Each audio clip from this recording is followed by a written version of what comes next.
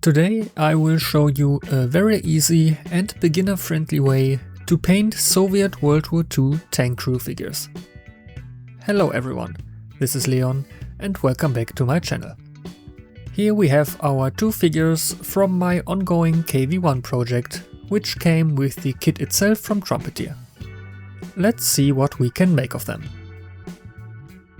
I begin by priming them matte black as a base layer.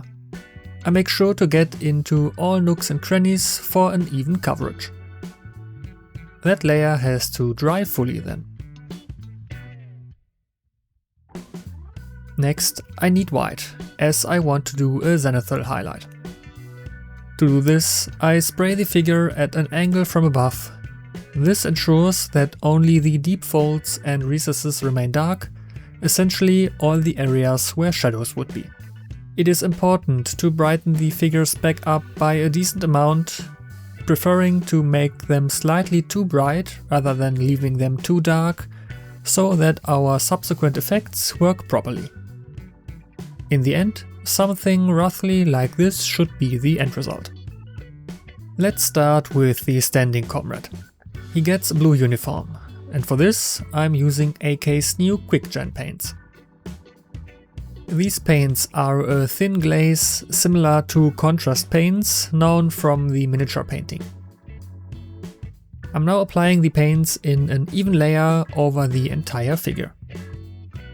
Even with the first layer, the special properties of these paints become apparent. Since it is a glaze, our zenithal highlight remains visible, altering the shade of blue. At the same time, the paint collects in the folds and crevices, causing them to become darker as well.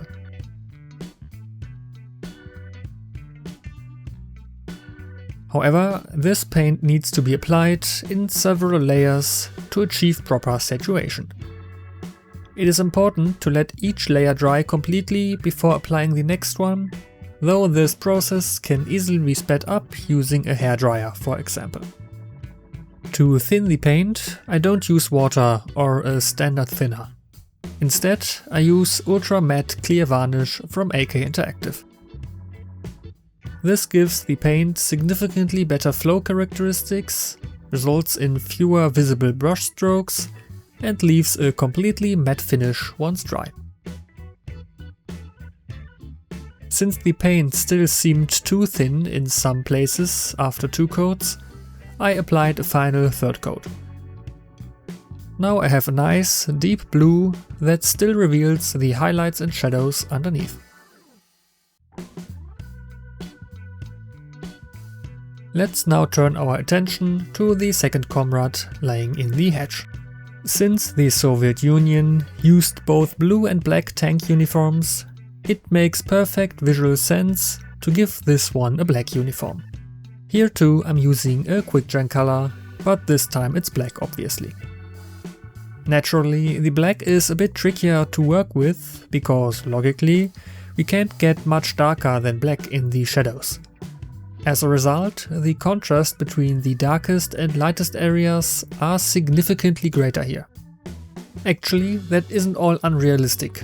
Since our scenario is set around 1942, the Red Army was still dealing with severe equipment shortages at the time. Consequently, gear was worn for much longer periods, which, especially with black uniforms, led to significant fading. The uniform therefore ends up being more in the grey range than a deep black. 2 coats were sufficient here as well.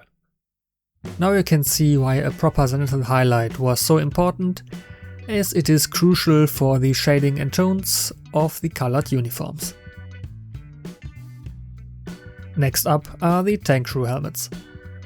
With very few exceptions, these were completely black. I'm now using standard acrylic paint here, as I want to apply the highlights differently and need a uniform base color.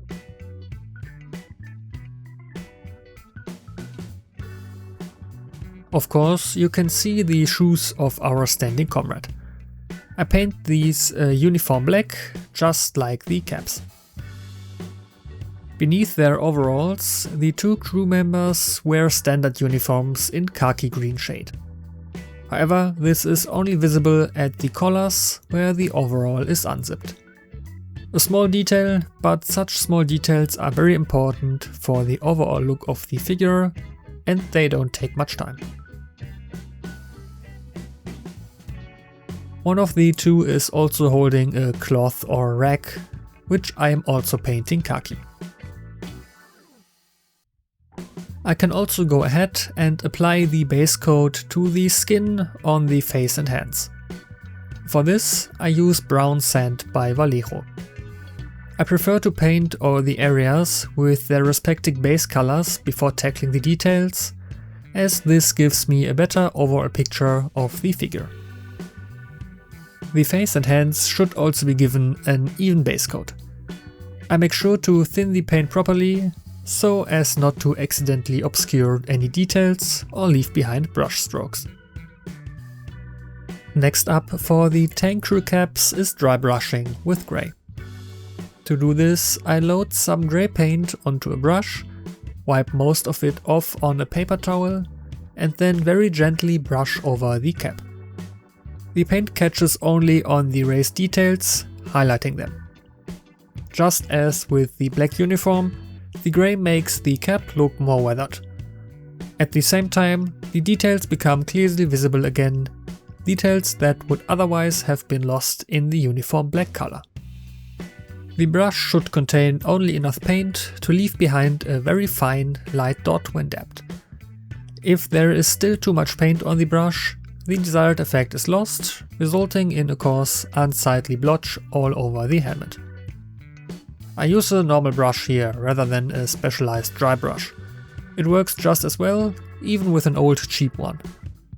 This saves money if you don't want to buy a special brush for every single task. Now comes a second round of dry brushing, but using a much lighter grey. I'm concentrating this solely on the uppermost part of the helmet to further enhance the color variation.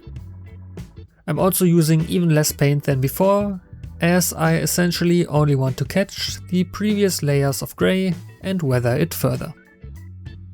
For the final step on the helmet, I need the black quickgen paint again. Here I use it more heavily diluted, acting somewhat like a filter. This darkens the grey tone slightly and uniforms the color. Once again, the paint settles primarily in the recesses, allowing the details to remain light. For the belt, I'm using leather brown as the base color. This also visually separates the figure nicely into two parts, something we can take advantage of later. Some areas on the blue uniform are still a bit too pale, so I'm mixing some blue with a matte clear coat to create a glaze, similar to what I did with the quickgen paints. This allows me to saturate and highlight specific areas on the uniform more precisely. Sharp edges, such as those under the collar or belt, are perfect for this. I apply some paint directly beneath the relevant edges and then carefully blend it downwards. This enhances the contrast between the individual sections and prevents the overall look from appearing too uniform. The matte clear coat makes blending significantly easier. It was a real game changer for me when I first saw Calvin Tan use this technique. It also allows for stronger emphasis on some individual folds. The risk with such monochrome uniforms is always that we end up with just a uniform color blob, especially if the figure itself is only moderately detailed. We really have to use every technique to realistically create contrasts and color differences. To make the belt look a bit worn, I use Vallejo's Old Wood. By applying fine strokes and blended patches, I can depict color variations and cracks in the leather. Unfortunately, the quality of the plastic figure somewhat limits the possibility here as well. Next up, we need to continue with the skin tones. To be completely honest, my skills in this area aren't particularly outstanding yet, and I'm still experimenting to see which techniques and colors I prefer. that's why I will keep this part relatively brief. Over the base coat I apply a deep red wash, a contrast color again, to bring out all the shadows on the face. At first it looks like though our two comrades have just been hit by shrapnel, but don't worry, they are fine. That needs to dry for now. Now I'm going to paint on the highlights, layer by layer. Since the wash has darkened our base tone slightly, I can paint the first round of highlights using sand brown. I focused the highlights on the nose, chin, forehead and cheeks. Here too, a highly detailed figure, such as a resin one, naturally helps immensely in the process when painting the highlights. Fortunately, the level of detail on these figures is alright and the key areas are clearly visible. It's a bit easier with the hands. I simply take the surface facing upwards and the individual fingers as long as they are visible. Next I start mixing a very small amount of flat flash into my sand brown to lighten it. I then go over the previous highlights again, but covering a smaller area. Bit by bit, the erased areas become progressively lighter and more clearly defined. With each layer, I mix a little more flat flash into the blend than before, steadily lightening the shade. Since we mixed all our shades using only two colors, a soft, natural transition is created that no longer requires heavy, excessive blending. This process can be repeated with a lighter mixture until you are satisfied with the result. In my case, that happened after 4 layers of highlights. For me, having the contours and facial features clearly visible from about an arm's length away strikes a good balance between the time invested and the level of detail. After all, this is a tutorial for beginners here.